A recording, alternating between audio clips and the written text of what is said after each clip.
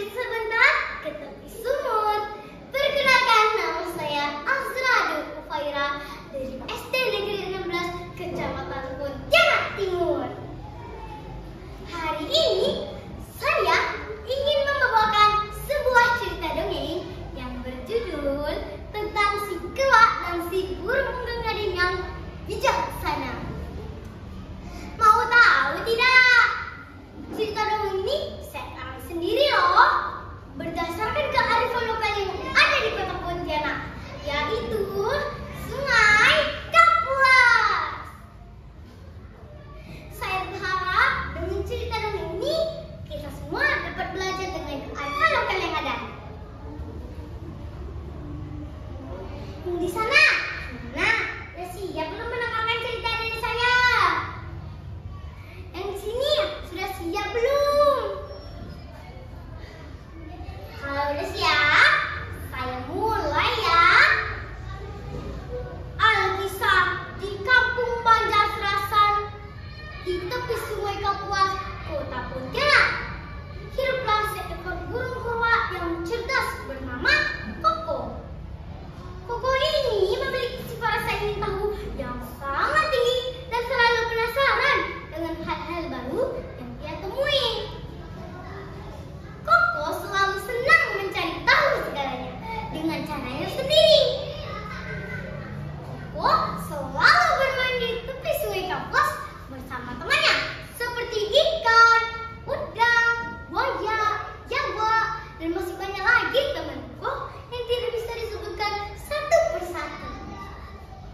Setiap hari Koko selalu mengagumi keindahan Sungai Kapuas yang memiliki air jernih dan mengalir dengan tenang.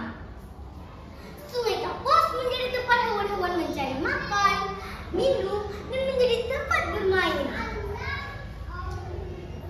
Suatu hari, saat Koko pergi bermain bersama temannya, Koko mendengarkan sebuah cerita dari burung gading tentang legenda Sungai Kapuas.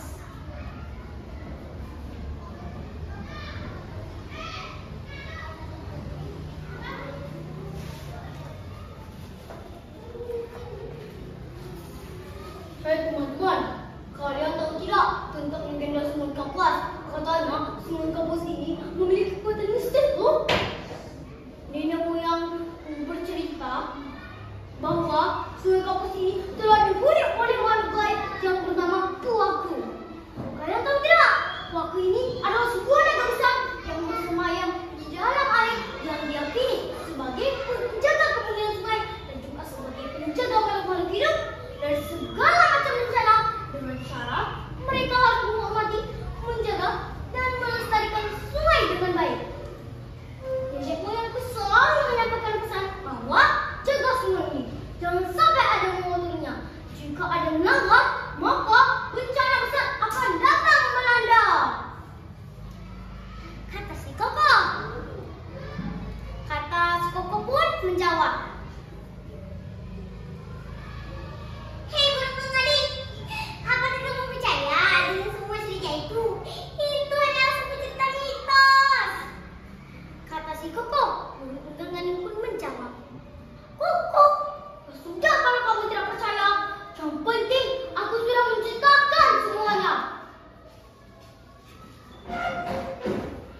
Burung gading pun pergi meninggalkan si Koko. Namun, untuk menghilangkan rasa penasaran di dalam hatinya Koko, Koko pun diam-diam ingin membuktikan semua perkataan burung gading. Ia pun pergi ke sungai dan mengambil daun kering dan melemparnya ke sungai.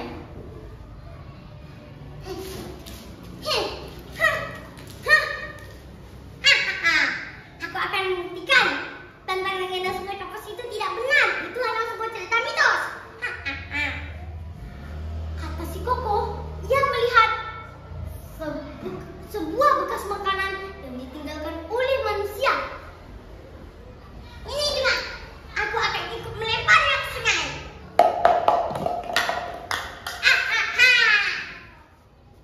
Keesokan harinya, saat Koko kembali ke sungai, ia dikejutkan oleh pemandangan yang berbeda. "Kenapa ini? Kenapa Anda menjadi keruh warna coklat kehitaman-hitaman?"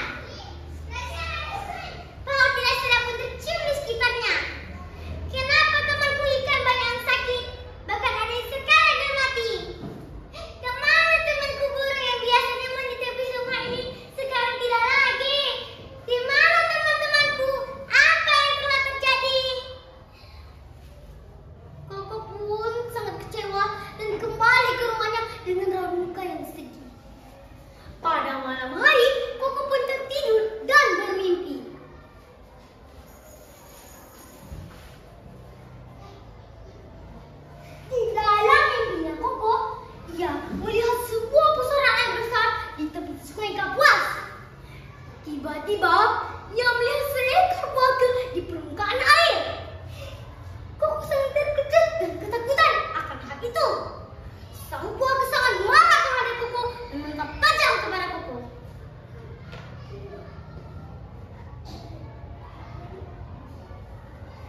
Siapa kau yang berani-berani merusak dan mengotori tempat tinggalku? Kau harus bertanggung jawab atas semua perbuatanmu.